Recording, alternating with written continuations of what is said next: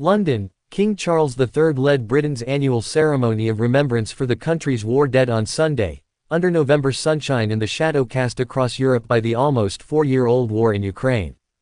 As Parliament's Big Ben bell tolled 11 a.m., thousands of military personnel, veterans and members of the public gathered in central London fell still for 2 minutes of silence, broken by a single artillery blast and Royal Marines buglers sounding the last post. The 76-year-old king, dressed in the uniform of an army field marshal, laid a wreath of red paper poppies on a black background at the base of the Cenotaph War Memorial. Erected over a century ago to honor the British and Allied troops killed in World War I, it has become the focus of annual ceremonies for members of military and civilian services killed in that war and subsequent conflicts. The national ceremony of remembrance is held every year on the nearest Sunday to the anniversary of the end of World War I on November 11, 1918, at 11 a.m. Similar memorial services are held in dozens of towns and cities across Britain and at UK military bases overseas. A military band played as heir to the throne. Prince William followed his father in laying a wreath on the simple Portland stone monument inscribed with the words, "The Glorious Dead."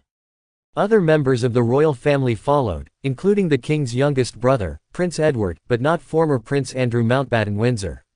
The king stripped his brother Andrew of his titles last month and evicted him from his royal mansion over his relationship with convicted sex offender Jeffrey Epstein.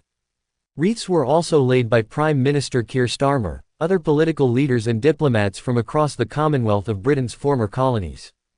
Queen Camilla, the Princess of Wales and other members of the royal family watched from their traditional place on a balcony of the Foreign, Commonwealth and Development Office. Many of the wreaths were made of poppies, and most people in attendance wore paper poppies on their lapels.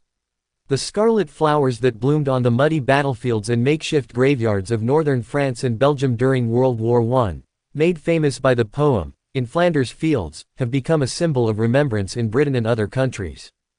Like many other NATO members, Britain has increased its defense spending since Russia's full-scale invasion of Ukraine in February 2022. Britain says it will spend 3.5% of GDP on defense by 2035. After the wreath-laying, some 10,000 military veterans with gleaming medals marched past the cenotaph, accompanied by jaunty military music and applauded by well-wishers lining the sidewalks.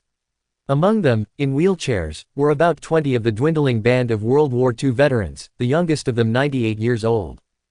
Donald Poole, 101, who served in as a Royal Army Ordnance Corps explosives handler in the conflict that ended 80 years ago, said it was a great honor to be able to pay tribute to the poor souls who have died in all conflicts. "I know how lucky I am to still be here thanks to all those who have fought and served, past and present," he said.